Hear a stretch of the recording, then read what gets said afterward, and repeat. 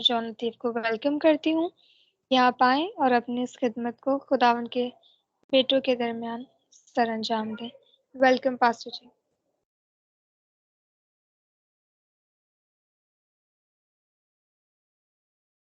बहुत बहुत शुक्रिया बेटा, खुदावंद आपको कसरत से बरकत अता करे। मैंने सिस्टर मलीहा को लिखा था, लेकिन मुझे कोई रिस्पांस नहीं आया। I think sister ji possible है? सॉरी पास्टर जी, मैंने अभी आपका मैसेज देखा। ओके इट्स ओके, अगर आप कहते हैं तो मैं शेयर कर लूंगी, कोई प्रॉब्लम नहीं है। बट अगर जी नहीं, मैं भी रेडी हूँ। अगर आप रेडी हैं तो मोस्ट वेलकम।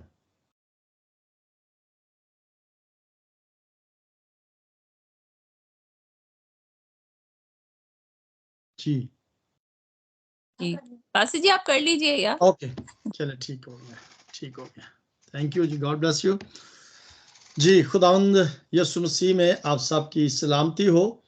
खुदावंद का शुक्र करते हैं जिसने हम सबको जिंदगी, सेहत और तंदुरुस्ती अता की है। आज हम खुदावंद के जिंदा पाक कलाम में से पढ़ेंगे। जिनके पास खुदावंद का जिंदा पाक कलाम है वो मेरे साथ निकाल सकते हैं। यूहन्ना रसूल की अंजील, उसका 12वां बाब और उसकी 20, 21 और 22 तीन आयात को हम पढ़ेंगे। कोई भी बहन भाई पढ़ने में रहनुमाई कर सकता है अगर आपके पास। जी सिस्टर मेरीन है या भाई अयास? जी, पाक कलाम में से आज का पैगाम यूहन्ना रसूल की इंजील, उसका 12 बाब 20, 21 और 22 है। जो लोग ईद पर प्रस्तुश करने आए थे उनमें बाज यूनानी थे। उन्होंने फिलिप्पुस के पास, जो बैतसैदा गलील का था, आकर उससे दरख्वास्त की कि जनाब, हम यीशु को देखना चाहते हैं। फिलिप्पुस ने आकर इंद्रियास से कहा। फिर इंद्रियास और फिलिप्पुस ने आकर यीशु को खबर दी। आमीन आमीन आमीन। बहुत बहुत शुक्रिया भाई। आज खुदावंद आपको बरकत अता करे। इस कलाम के पढ़े और सुने जाने पर उसकी हम सब पर कसरत से बरकत हो। हम खुदावंद का शुक्र करते हैं। पास्टर रॉबर्ट की तबीयत जो है वो गले का अभी प्रॉब्लम चल रहा है, तो जिसकी वजह से आज वो खुदावंद के जिंदा पाक कलाम को हमारे साथ शेयर नहीं कर सकते। तो ये कलाम मैंने आज ही तकरीबन 11 बजे जर्मनी टाइम 2 बजे मैंने जूम पर, एक मीटिंग है मोजेस मिनिस्ट्री, वहाँ पर इस कलाम को पेश किया है। तो खुदा उनका शुक्र है कि उसने ये फिर मौका मुझे अता किया कि मैं इस कलाम को आज वॉइस ऑफ गॉड के तमाम मेंबरान के साथ शेयर कर सकूं। तो जिनके पास खुदावंद का पाक कलाम है वो इस कलाम मुकद्दस को जरा अपने हाथों में पकड़ लें। मैं इसको ना लाइट को इसलिए कर रहा हूँ और चेहरे पे बहुत ज़्यादा वो येलो सी हो जाती है, क्योंकि पढ़ने में ज़रा थोड़ी सी मुझे ना आसानी हो जाएगी, क्योंकि कमरे में अंधेरा है।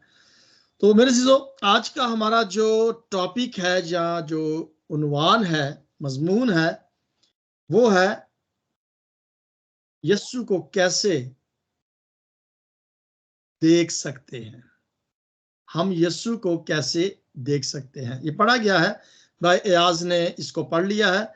सो नेक्स्ट वाला सिस्टर जेबा आप हमारी रहनुमाई कर सकते हैं, जो खरूज की किताब में है और उसके चौथे बाब में होगा। वो मैं आपको जब कहूँगा तो फिर आपने पढ़ना है। तो आप ज़रूर अपने अपने कलाम मुकद्दस को अपने हाथों में रखिए। तो हम इस यूहन्ना की इंजील के 12वें बाब के अगली जो आयात हैं 22, 23, 24, 25, 36 तक हम इसे पढ़ेंगे।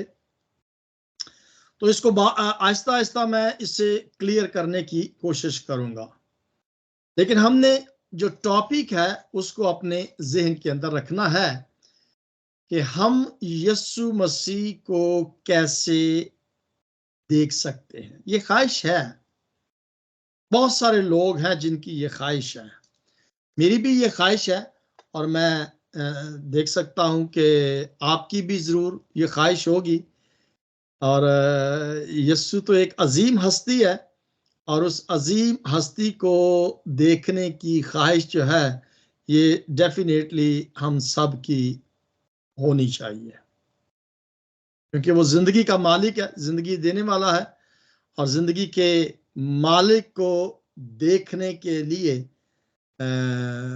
बहुत सारे लोग हैं जो इसी ख्वाहिश के ख्वाहिशमंद हैं। सो यहां पर हम देखते हैं कि यूनान के अंदर, ग्रीस के अंदर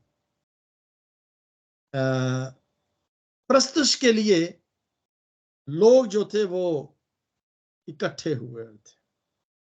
ईद लिखा हुआ है, और ईद पर जब मनाई जाती है तो वहां पर एक मेला सा लग जाता है, और उस मेले के अंदर खाने का एहतमाम भी होता है, इबादत का एहतमाम भी होता है, और बहुत सारे फंक्शंस जो हैं, एक्टिविटीज जो हैं वो उस मेले के अंदर की जाती हैं। तो ये यहां पर लिखा है कि ईद में प्रस्तुष करने के लिए चंद लोग आए हुए थे। उनमें से बाज यूनानी भी थे, यहूदी भी थे। हर कौम के लोग जो मसीह पर ईमान रखते हैं वहां पर ईद मनाने के लिए आए हुए थे। तो वहां पर चंद लोग जो थे वो फिलिप्पस के पास एक दरखास्त लेकर आते हैं। आम जिस तरीके से मेले के अंदर या ईद के अंदर एक्टिविटीज होती हैं, रवायती तौर पर लोग जो थे वो उस ईद को सेलिब्रेट कर रहे थे। मेरा ख्याल है कि हम सब इस बात से बखूबी तौर पर वाकिफ हैं और जानते हैं कि मेले हमने देखे हुए हैं, उन मेलों के अंदर हम गए हुए हैं, और बड़ी खुशी के साथ गीत गाए जाते हैं, प्रस्तुत की जाती है, और काफी एंजॉय किया जाता है। लेकिन ये चंद लोग यूनानी जो थे, ग्रुप होगा एक, तो उन लोगों में से, उस ग्रुप में से कुछ लोग थे जो एक मुनफरद तरीके से ईद को सेलिब्रेट करना चाहते थे। और हर एक का अपना अपना तरीका होता है ईद को सेलिब्रेट करने का। तो यहां पर ये लोग जो है ये फिलिप्पस के पास आम रवायत से हटकर कुछ और करना चाहते हैं, और वो चाहते हैं कि हम यीशु को देखें। यीशु मसीह भी वहां पर मौजूद थे, वो भी उस ईद पर पैगाम लोगों को सुनाने के लिए आए हुए थे, और इन्होंने ख्वाहिश की कि हम यीशु को देखें। जैसे मैंने शुरू में बताया कि हम सब की ख्वाहिश है, और बहुत सारे ऐसे लोग हैं जिनकी ये ख्वाहिश है, लेकिन बहुत सारे लोग ऐसे भी हैं जिनकी ख्वाहिश नहीं है, वो जानते नहीं है यीशु को। लेकिन जो जानते हैं, अगर उनको ये कहा जाए या आप में से किसी से पूछा जाए कि आपकी ख्वाहिश है यीशु को मिलने की, देखने की, डेफिनेटली हम सब का जवाब हाँ होगा, यस, मैं देखना चाहता हूं यीशु। और ये खबर जो थी फिलिप्पस ने आकर इंद्रियास को बताई, और इंद्रियास ने जब बताया इंद्रियास से, तो फिर इंद्रियास और फिलिप्पस ने आकर ये खबर यीशु को दी। यीशु, ये चंद लोग हैं जो आपसे मिलना चाहते हैं, आपको देखना चाहते हैं। अब वो सारे हालात यीशु ने उनके सामने रखे, जवाब दिया जब ये दरखास्त यीशु को दी गई। तो मैं चाहता हूं कि ये दरखास्त को सुनने के बाद जो जवाब यीशु ने दिया, उस जवाब पर जरा हम आज थोड़ी देर के लिए गौर करेंगे कि यीशु मसीह ने क्या कंडीशंस उनके सामने रखी, यानी कि उनकी ख्वाहिश को भी मद्देनजर रखा और फिर उनकी ख्वाहिश को पूरा करने के लिए एक डिजाइन तैयार किया कि भाई ये तरीका है यीशु को मिलने का, कि किस तरह से यीशु को मिला जा सकता है। एक डिजाइन, पैटर्न जिसे कहते हैं, वो यीशु ने उन्हें बताया। जितने भी लोग कलाम को सुन रहे थे उन सबको बताया, इसीलिए इस कलाम मुकद्दस में लिखा है। और यही ख्वाहिश अगर हमारी है तो यही पैटर्न आज मैं कलाम मुकद्दस में से आपके सामने जरा पंजाबी में, उर्दू में, इंग्लिश में समझाने की कोशिश करूंगा। लेकिन उस डिजाइन के अंदर, उस पैटर्न के अंदर खुदावंद यीशु मसीह ने चंद वजूहात भी लिखी, यानी चंद मुतालबात जो थे, ये मुतालबे कह लें कि जी ये होगा तो फिर आप मुझे मिल सकते हैं, कंडीशंस कह सकते हैं या डिमांड्स, अच्छा लफ्ज है। पैटर्न, डिजाइन और फिर डिमांड रखी गई यीशु को मिलने की ख्वाहिश करने वालों के सामने। सो अगर आपके अंदर भी ये ख्वाहिश है तो फिर हम देखते हैं कि यीशु ने क्या जवाब दिया। यीशु ने जवाब में उनसे कहा,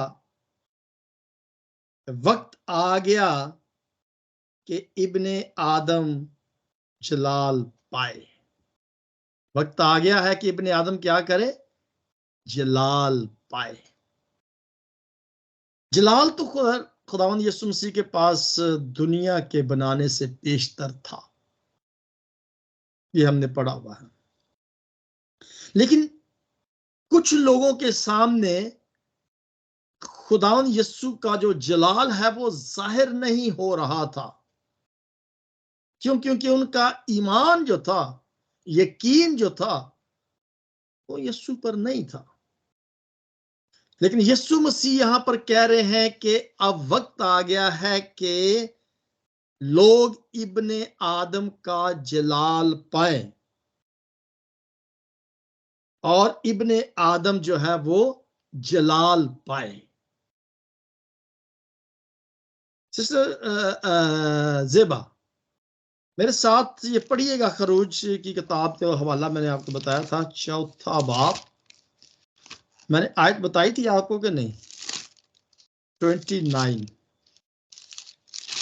जी पास्टर जी, 4 बाब उसकी 29 वर्स। ओके।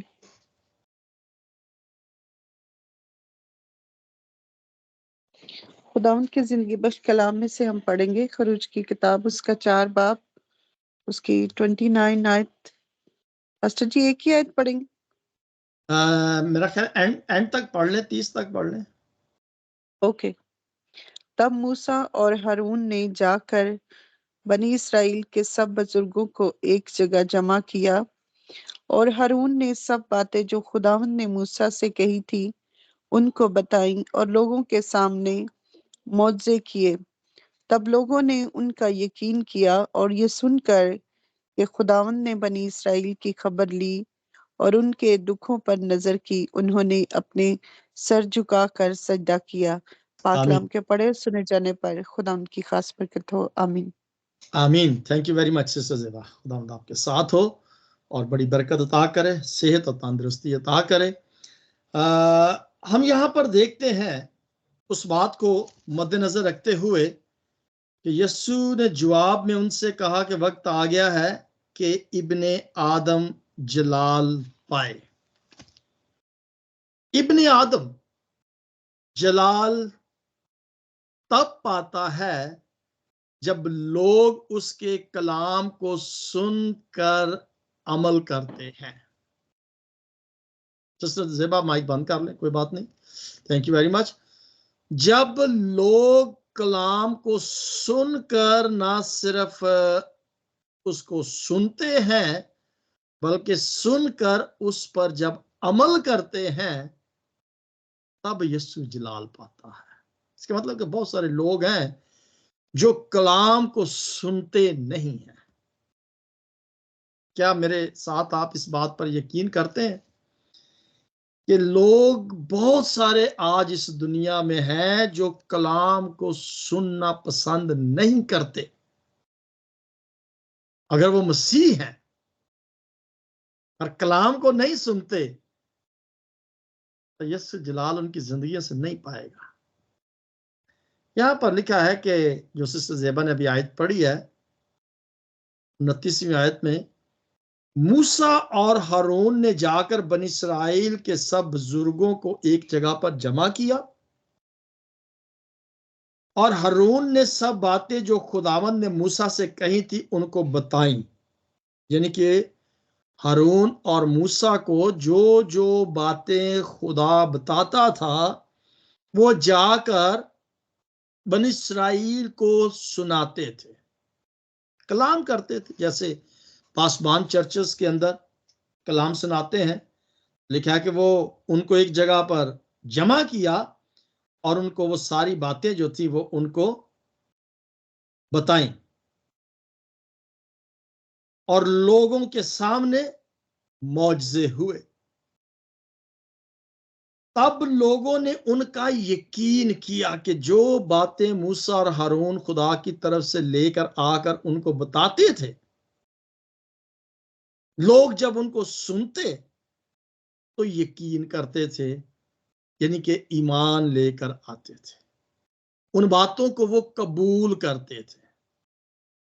यीशु जलाल ऐसे ही नहीं पाएगा, यीशु को हम ऐसे ही नहीं देख सकते जब तक हम खुदा के कलाम की बातों को सुनकर अमल करके यकीन नहीं करेंगे, हम यीशु को नहीं देख सकते।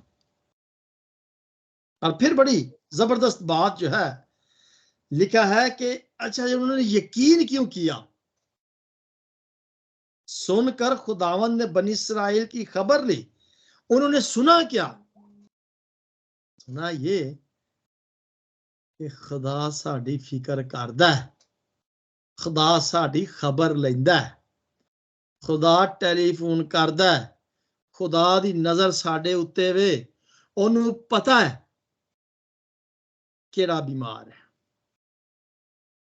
और जब बीमारी की हालत में किसी को टेलीफोन किया जाता है, उसकी खबर गिरी ली जाती है, उससे अपने प्यार का इजहार करने का एक बेस्ट तरीका है लफ्जों मुंह ना कह देना मैं तेनू बड़ा प्यार करना वा।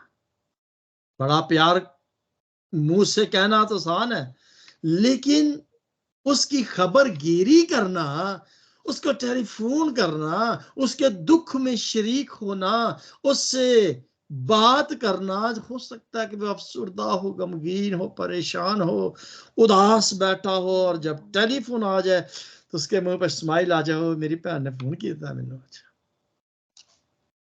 खबर गिरी लेना और उनके दुखों पर नजर की है खुदा ने। इस्राएल ने महसूस किया जब खुदा की बातों वो मूसा ने बताया, उन्होंने कहा वो खुदा नु तो साडे बड़े फिकर है, और उन्होंने अपने सर झुकाए। सर झुकाने का मतलब क्या है? किसी के आगे सर झुकाने का मतलब क्या है? बता सकते हैं कोई? बातचीत करें मेरे साथ, मुझे अच्छा लगता है जब आप बातें करते हैं मेरे साथ। सर झुकाने का मतलब क्या है? किसी के सामने सर झुका देना। जी बता सकता है? किधर गए सारे? और भाई सर झुका देने का क्या मतलब है? सब जी सर झुकाने का मतलब है तस्लीम कर लेना, कबूल कर लेना, तस्लीम कर लेना। सारे बोल दे नहीं भाई, कितने चले गए? ओके, तो उन्होंने जब सुना कि यीशु हमारी खुदा हमारी खबर ले रहा है, हमारी सुन रहा है, हमारे दुखों को जानता है, उन्होंने इस बात को कबूल किया, तस्लीम कर लिया और फिर सजदा किया। सर झुकाकर सजदा किया, एक्सेप्ट करना। यस भाई Ayaz, they accepted the word of God.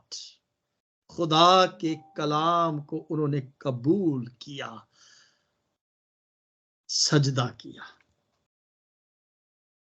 कितनी अच्छी बात है कि खुदा के कलाम को कबूल करेंगे, फिर हम उसको देख सकेंगे। ये डिजाइन जो है ना, उसकी तरफ आते हैं कि खुदावंद यीशु मसीह ने यहां पर एक बात उनसे कही कि मैं तुमसे सच कहता हूं कि जब तक गेहूं का दाना जमीन में गिरकर मर नहीं जाता, अकेला रहता है, लेकिन जब मर जाता है तो बहुत सा फल लाता है। ये एक डिजाइन है, तमसील है जो खुदा ने, यीशु मसीह ने उनके सामने रखी, जिन्होंने सवाल किया था कि हम यीशु को देखना चाहते हैं। अब यहां पर यीशु ने पहली बात यह बताई कि यीशु जलाल तब पाता है जब हम उसके कलाम को सुनकर उस पर ईमान लाते हैं और यकीन करते हैं, कबूल करते हैं, एक्सेप्ट करते हैं, तस्लीम करते हैं। अब यीशु मसीह ने यहां पर जो डिजाइन बताया है कि सबसे पहले क्या करना है, हमें उस गेहूं के दाने पर जरा नजर करनी। यहां पर यीशु मसीह ने जो शहाबत दी है एक इंसान को, उस एक गेहूं के दाने, बीज को, जब जमीन पर बीज को बोया जाता है, फिर वो मर जाता है, दफन हो जाता है, और फिर जमीन का सीना चीर कर वो बाहर निकलता है, और फिर उस पर आपने देखी होगी ना वो बालियां जो होती हैं गंदम की, वो एक बीज जब बोया जाता है तो उसके अंदर से फिर जब वो पौधा निकलता है वो कितना लंबा हो जाता है, और फिर 6-7 उस पर डालियां और निकल आती हैं, और हर डाली का कम से कम भी इतना लंबा, जो वो सिट्टा नहीं होता, मेरा नजर आ रहा है आपको, पता ही है, वो सिट्टा जो होता है, पंजाबी दे सारे ही समझने हैं, वो जो एक सिट्टा होता है ना, उसके अंदर कितने सारे, मेरा ख्याल है कि 20-25 दाने होते हैं, या कम होते हैं या ज्यादा होते हैं, लेकिन एक से ज्यादा होते हैं, और वो सिट्टे भी 6-7 होते हैं। एक बीज इतना सारा फल, कहता है कि जब तक मैं फल नहीं लाता, उन दुखों को नहीं सहता, खुद ही का इनकार नहीं करता, मैं यीशु को नहीं देख सकता। यीशु मसीह डिजाइन बता रहे हैं, यीशु को अगर देखना है, जो अपनी जान को अजीज रखता है, जो दुख नहीं देखना चाहता, कहता नहीं दुख कोई मैं देखने, उसे खो देता है, और जो दुनिया में अपनी जान से अदावत रखता है, उसके पास हमेशा की जिंदगी है। देखिए, बहुत सारे दुख इस दुनिया में रहते हुए हमें देखने और सहने पड़ते हैं, इसलिए कि ये दुनिया हमारी नहीं है, और जब ये दुनिया हमारी नहीं है तो फिर तो दुख होंगे, फिर तकलीफें, बीमारियां, परेशानियां, मुसीबतें, ठोकरें, अदावतें, हसद और कीना दुनिया हमसे, यीशु के लोगों से करेगी और करती है, और इसका सबूत बहुत सारे हमें मिलते हैं। वो कहता है कि जब तक हम दुनिया के साथ साथ चलेंगे, दुख नहीं देखने, हम हमेशा की जिंदगी से महरूम रहेंगे, और अगर हम दुनिया की परवाह नहीं करेंगे, दुखों को सहेंगे, खुद ही का इनकार करेंगे, सलीब उठाएंगे, तो फिर हम हमेशा की जिंदगी को हासिल करेंगे। ठीक है जी। ये दूसरा सिस्टर तबस्सम ने कहा था मैं पढ़ना चाहती हूं, तो सिस्टर तबस्सम पढ़े जरा इस 26वीं आयत को, यूहन्ना की अंजील उसका 12 बाब उसकी 26वीं आयत को पढ़ें, और भी अगर कोई पढ़ना चाहता है तो हमारे पास अभी बहुत सारी आयतें हैं। सिस्टर तबस्सम, ओके, पढ़ें John chapter 12 verse 26.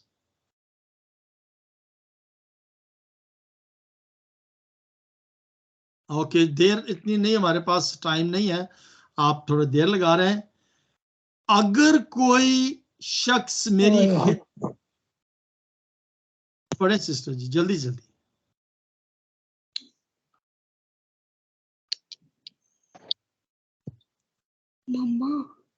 नहीं पढ़ जी सकते, पास्टर चले। जी सॉरी, नहीं वो पास्टर जी मोबाइल का थोड़ा सा ना वो माइक नहीं खुल रहा था, सॉरी। हाँ, खुदावन के जिंदगी बख्श कलाम में से हम पढ़ेंगे यूहन्ना 12 बाब उसकी 26 आयत से। अगर कोई शख्स मेरी खिदमत करे तो मेरे पीछे हो ले, और जहां मैं हूँ वहां मेरा खादिम भी होगा। अगर कोई मेरी खिदमत करे तो बाप उसकी इज्जत करेगा। आमीन। थैंक यू सिस्टर जी, बहुत बहुत शुक्रिया। पढ़े और सुने जान पर खुदावन की बरकत हो। आमीन, खुदा उनका शुक्र हो, बहुत बहुत शुक्रिया। अब यहाँ पर हम देखते हैं कि खुदावंद यीशु मसीह एक और चीज हमें यहाँ पर बता रहे हैं खिदमत के बारे में। हम जानते हैं कि खुदावंद यीशु मसीह खिदमत लेने के लिए नहीं आए थे, वो खिदमत करने के लिए आए थे। अगर कोई शख्स मेरी खिदमत करे तो मेरे पीछे हो ले, और जहां मैं हूं वहां मेरा खादम भी होगा। और अगर कोई मेरी खिदमत करे तो बाप उसकी इज्जत करेगा। इसका मतलब है खिदमत का कि अगर तो हम ये जज्बा रखते हैं कि हम खिदमत करें। दुनिया तो ये नहीं पसंद करती ना खिदमत करना। दुनिया पसंद क्या करती है? नौकर चाकर हों, 3-4 लोग अगे बैठे हों, लत्ता कुटते हों, मैं सिर्फ कहा चल भाई आ कर ले, ओ कर ले, आ कर ले, हुक्म नौकर चाकर तो खिदमत करे मेरी। ओए चौधरी, खुदा ये नहीं किया। खुदा ने कोई अपना नौकर नहीं रखा था, वो मालिक था लेकिन उसके नौकर नहीं था। ठीक है, तो यहां पर वो कहता है कि हमें क्या करना है, अपने आप को खादिम बनाना है। और जहां पर मेरा खादम होगा, मेरी खिदमत करेगा, बाप उसकी इज्जत करेगा। जो खिदमत करवाएगा बाप उसकी इज्जत नहीं करेगा। पहली बात फल लाना है, दूसरी बात अपनी खुदी का इनकार करना है, दुखों को सहना है और खिदमत करनी है, फिर हमें हमेशा की जिंदगी जो है वो मिलेगी। ओके जी, आगे चलते हैं। आगे क्या लिखा हुआ है? 27वीं आयत कौन पढ़ना चाहता है? आप निकाल के रखें, जो भी है, जैसे मैं बोलूं फौरन आप पढ़ा करें आयत। 27वीं आयत किसी ने लिखा नहीं है तो क्यूरिया। यस जी, 27वीं आयत। अब मेरी जान घबराती है, बस मैं क्या कहूँ। ऐ बाप, मुझे इस घड़ी से बचा, लेकिन मैं इसी सबब से तो इस घड़ी को पहुंचा हूँ। आमीन। यीशु मसीह यहां पर फरमा रहे हैं बाप के सामने। देखिए, इंसानी जामा उन्होंने पहना था, और इंसान कई दफा अपने दुखों और गमों से घबरा जाता है। यीशु मसीह यहां पर बता रहे हैं, घबरा रहे हैं, मेरी जान घबराती है, क्या कहूं। ऐ बाप, बाप से दरखास्त करते हैं कि मुझे इस घड़ी से, इस दुख से बचा ले। मैं इसी सबब से तो इस घड़ी को पहुंचा हूं। इन दुखों से हमें घबराना नहीं है, इन दुखों से हमें परेशान नहीं होना, रोना नहीं है। कई दफा हम पर जो दुख आ जाते हैं, पादी साहब जी की करिए जी, इंज हो गया जी, ओ हो गया जी, पा जी जब भी करो टेलीफोन, बस जी पाई साहब जी। शुक्र नहीं करना, बल्कि उन दुखों के बारे में हर वक्त कंप्लेन्स करनी है। यहां पर कह रहा है क्या बाप मुझे इस घड़ी से बचा, लेकिन मैं इसी सबब से तो इस घड़ी तक पहुंचा हुआ है। बाप अपने खादम को जलाल दे। अरे बाप अपने खादिम को, अपने बंदा को जलाल दे। अपने नाम को जलाल दे। पस आसमान से आवाज आई। क्या आवाज आई? कि मैंने उसको जलाल दिया है और फिर भी दूंगा। ये खुदा का वादा है अपने लोगों के साथ। बात तो यीशु से कर रहा है, लेकिन यीशु मसीह यहां पर उनको बता रहे हैं कि बाप कहता है कि मैं अब भी उनके साथ हूं। और जो लोग वहां पर खड़े हुए सुन रहे थे, उन्होंने कहा ओह बादल गरजा। और उन्होंने कहा कि फरिश्ते ने उससे हम कलाम हुआ है। लोग यानी कि घबरा गए जब खुदावंद यीशु मसीह ने ये बात कही, तो वो लोग घबरा गए पे फरिश्ता उनसे ये बातें कर रहा है, बादल गरजा। यानी कि उन्होंने महसूस किया कि कुछ अजीब हुआ है। और वो लोग जो वहां पर सुन रहे थे वो डर गए, घबरा गए। तो यीशु ने उनसे कहा ये आवाज मेरे लिए नहीं बल्कि तुम्हारे लिए आई है। आवाज ही आई है कि घबराना नहीं है, परेशान नहीं होना इन दुखों से, इस दुनिया के गमों से घबराना नहीं है, परेशान नहीं होना। ठीक है। अब दुनिया की अदालत की जाती है। अब दुनिया का सरदार निकाल दिया जाएगा। दुनिया का सरदार कौन है? इब्लीस है। वो सरदार जो दुनिया का है वो निकाल दिया जाएगा, जो हमें परेशान करता है, जो हमें तारीकी में डालता है, जो हमें खुदा के नजदीक जाने से रोकता है। ये काफी लंबा पैगाम जो है वो हो जाएगा, लेकिन मैं मफहूम इसका आपके साथ शेयर कर देता हूं। ऑलरेडी 32 मिनट्स हो गए हैं। मफहूम ये है कि अगर हम यीशु को देखना चाहते हैं तो हमें नूर में आने की जरूरत है। हमें तारीकी से निकलने की जरूरत है। इब्लीस हमें तारीकी में धकेलता है, यानी कि वो काम हमसे कराता है जो तारीकी के काम है। इब्लीस हमें अंधेरे में रखना चाहता है। इब्लीस हमें डरा के रखना चाहता है। इब्लीस हमें हमेशा की जिंदगी से दूर रखना चाहता है। लेकिन यहां पर यीशु मसीह उन्हें बताते हैं कि वो वक्त है, आ गया है कि मैं कुर्बान हो जाऊं। उन लोगों ने कहा कि नहीं नहीं नहीं, हमने तो ये सुना है कि तू मरेगा नहीं। यीशु कहता है कि जब तक मैं मरूंगा नहीं, जिंदा नहीं किया जाऊंगा, आसमान पर नहीं जाऊंगा, तो मैं तुम्हें कैसे अपनी तरफ खींचूंगा? तुम कैसे हमेशा की जिंदगी पाओगे जब तक मेरे साथ ये नहीं होगा? याद रखें, ज़हन के अंदर यीशु मसीह ये बातें क्यों बता रहे हैं? उनके इस सवाल का जवाब दे रहे हैं कि हम यीशु को देखना चाहते हैं। उसने कहा ये कंडीशन है, ये मेरे मुतालबात है, ये एक डिजाइन है। यानी कि देख तो वो रहे थे, लेकिन उनका आगे चल के देखे ना कि वो कहता है कि मैं तो यहां से थोड़ी देर तक नूर तुम्हारे दरमियान है, फिर ये नूर तुमसे जुदा हो जाएगा। नूर तुम्हारे साथ है, चले चलो, ऐसा ना हो कि तारीकी तुम्हें आकर पकड़े। और तारीकी में चलता है, जो तारीकी में चलता है वो नहीं जानता कि किधर को जाता है। सुनसी आसमान पर चले गए और इब्लीस चढ़ा वे ना बड़े जोरों शोर दे नाल काम करदा पिया ते सानू नेरे च रखना चाहता है। वो कहता है कि जो अंधेरे में चलेगा वो क्या हो जाएगा? गिर जाएगा, चोट उसको लगेगी, उसके पास हमेशा की जिंदगी खत्म हो जाएगी। सो वो कहता है कि नूर में चलो, गीत बड़ा अच्छा गाते हैं, मैं यीशु के नूर में सा चलूंगा। ठीक है, नूर में चलेंगे, यीशु के साथ चलेंगे, रोशनी में जब हम चलेंगे तो फिर हम यीशु को देख सकेंगे।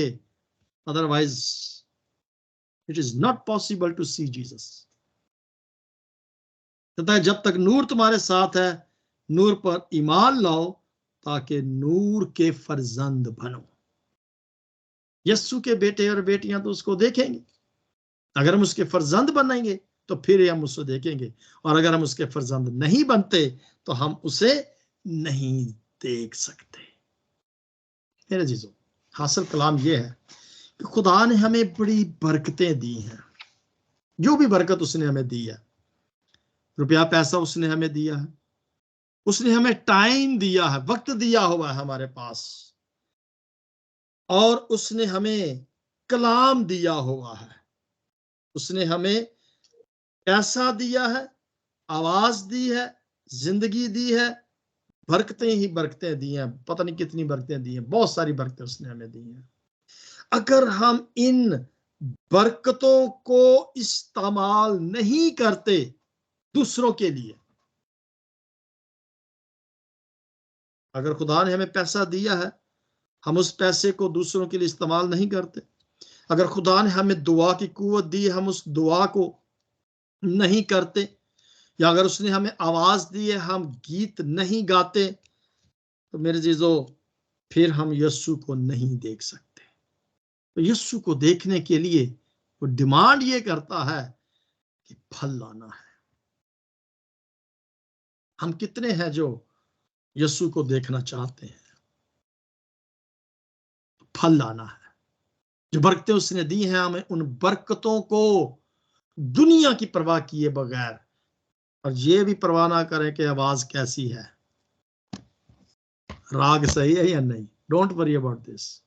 सिर्फ और सिर्फ हमने खुदा के जलाल को जाहिर करना है अपनी उन बरकतों से, तब हम यीशु को देख सकते हैं। हमने एक दूसरे की खिदमत करनी है, जो भी बरकत उसने हमें दी है, फिर हम यीशु को देख सकते हैं। हमें तारीकी से निकलने की जरूरत है, तब हम यीशु को देख सकते हैं। तारीकी के कामों को हमें छोड़ने की जरूरत है, नूर में नूर के काम करने हैं, फिर हम यीशु को देख सकते हैं। तो ये आज का छोटा सा कलाम है।